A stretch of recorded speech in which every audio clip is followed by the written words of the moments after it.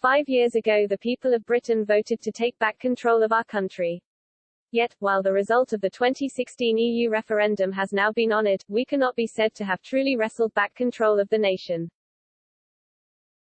By transferring sovereignty from our People's Parliament to Brussels and transforming our constitution, the last Labour government handed power to unelected bodies. Even more damagingly, it established a legal straitjacket around our politics, taking the power to determine what we say, do and even dare to think.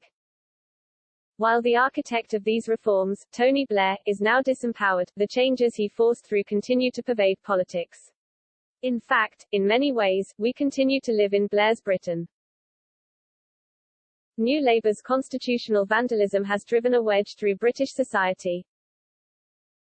While this is most obvious in Scottish devolution, which has weakened the Union and trapped the people of Scotland in a never-ending debate about independence, the effects of the Human Rights Act and the Equalities Act have been even more poisonous. Passed in the dying days of the Labour government, the Equalities Act, rather than being concerned with genuine equality of opportunity, provides the foundation for legal discrimination by establishing a privileged position for protected groups.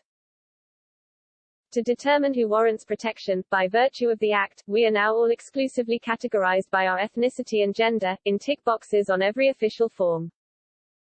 Advancing the status of protected groups means a growing equality industry, with equality impact assessments on every aspect of policy.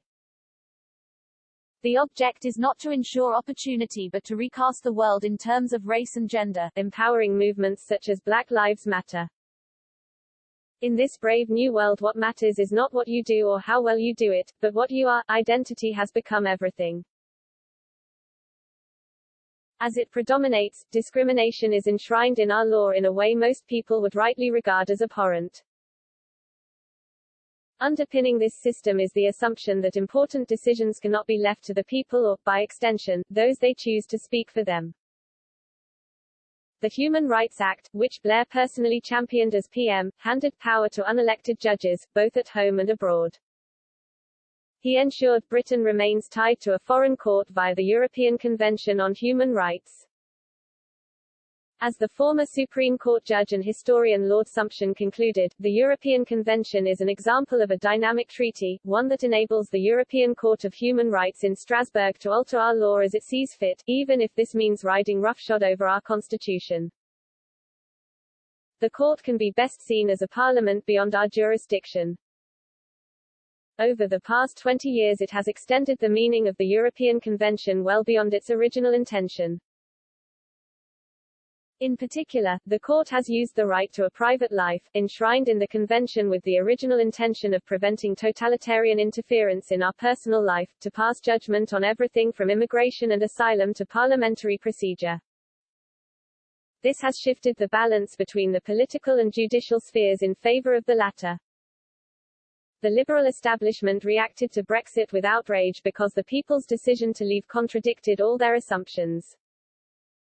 The intellectual underpinning of Blair's project was kicked away. It was the height of intellectual fashion to believe in a progressive liberal majority, keen to embrace continental principles of abstract rights and written constitutions. Anyone who questioned ideas such as incorporating the European Convention on Human Rights into our law, was dismissed as insular. The EU referendum and the 2019 general election demonstrated the progressive majority Blair was so fond of citing does not exist and never did. Yet progressives remain in control of much of public life. Notions of identity and natural rights are still not to be questioned. Exacerbated by judicial activists, the government's ability to conduct its business is being curtailed. The Home Secretary has been a particular target. Is it any wonder Red Wall Tories are up in arms? Brexit should not be seen as the conclusion of a journey, but it can mark the beginning of the end for the liberal elite.